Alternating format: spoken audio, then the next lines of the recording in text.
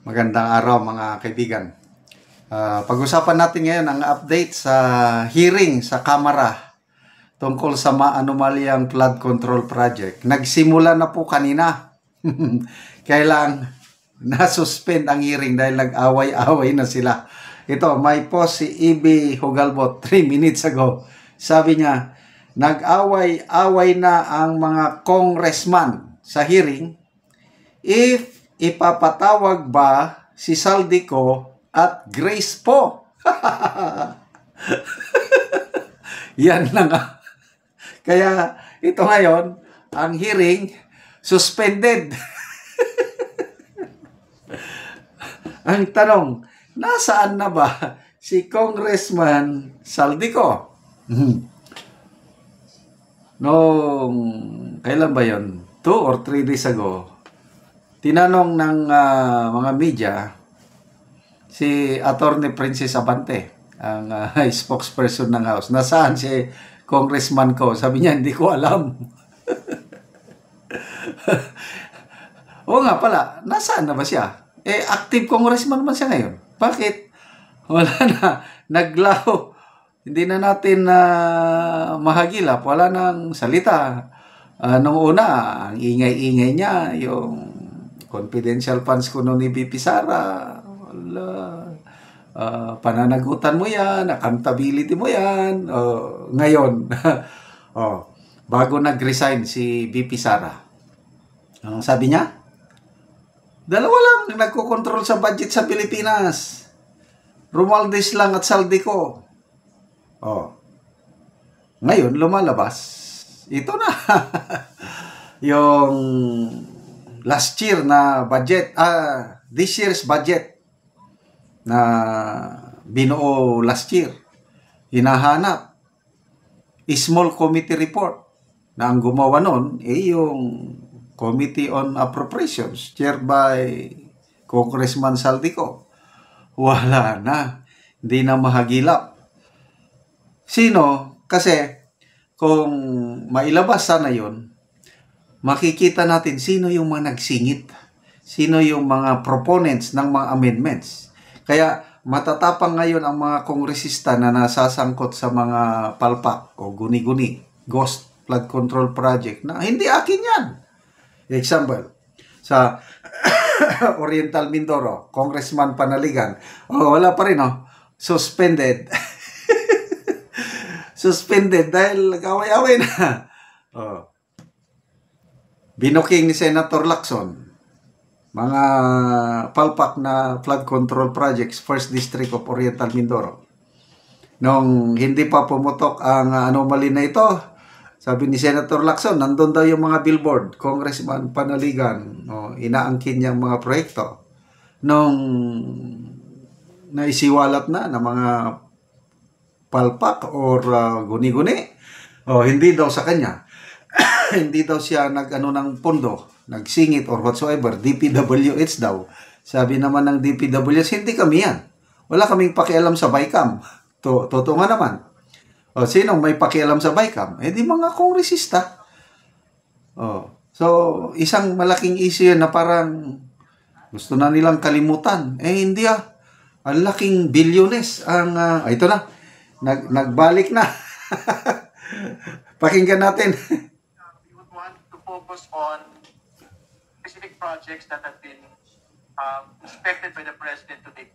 And further that we delay discussions on the matter, I think the public will be more frustrated with Congress.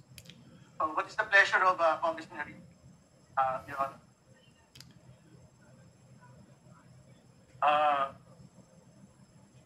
Mr. Chair, if that's the case, I would like to defer my motion because I would like to consult staff kung itong mga 100 billion na pesos 2025 budget ay may mga nakasamang those projects as the President had mentioned in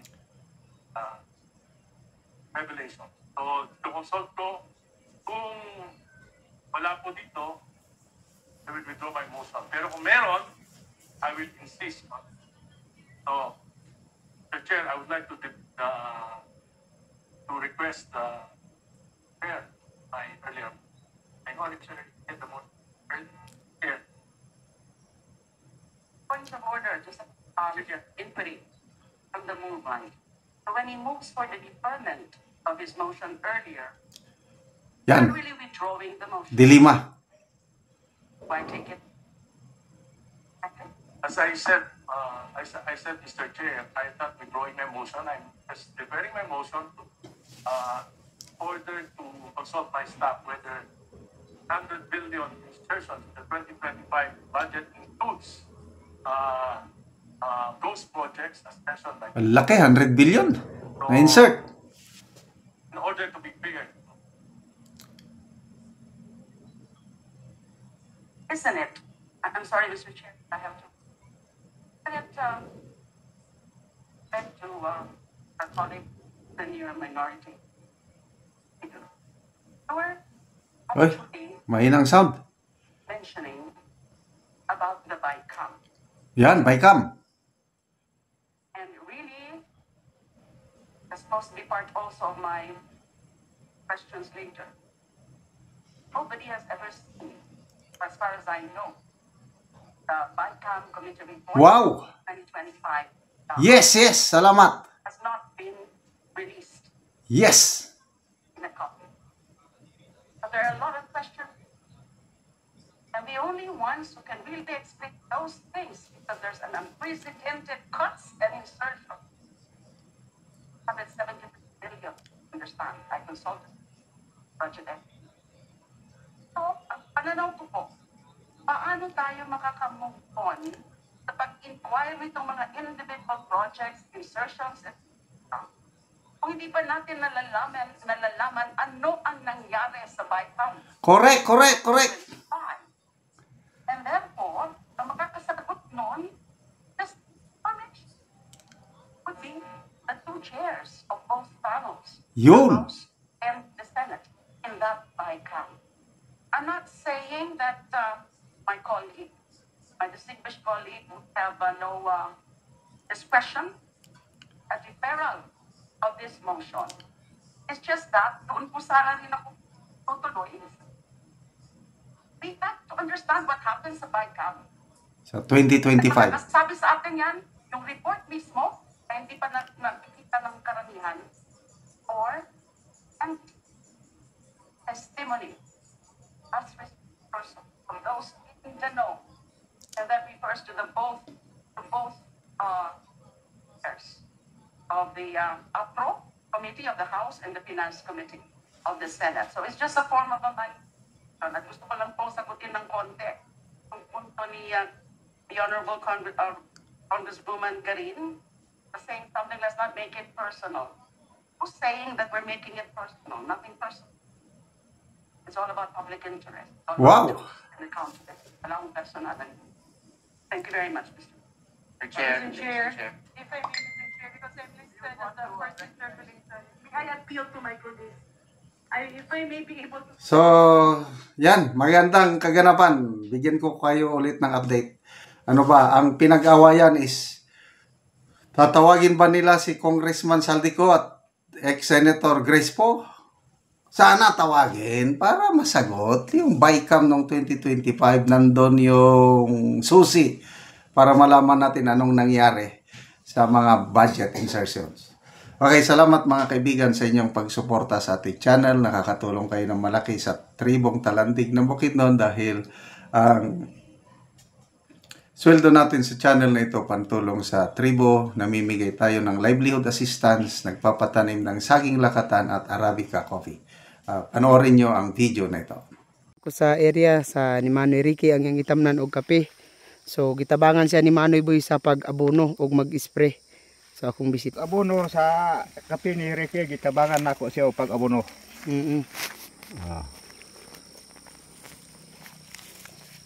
So muna ni ang itsura sa kape ni Manoy Ricky nga isa pa ka bulan karong adlaw.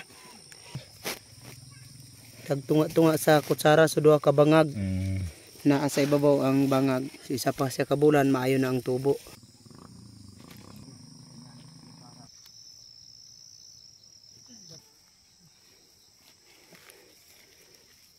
O kami nga nananom og kape 26 na may kapamilya.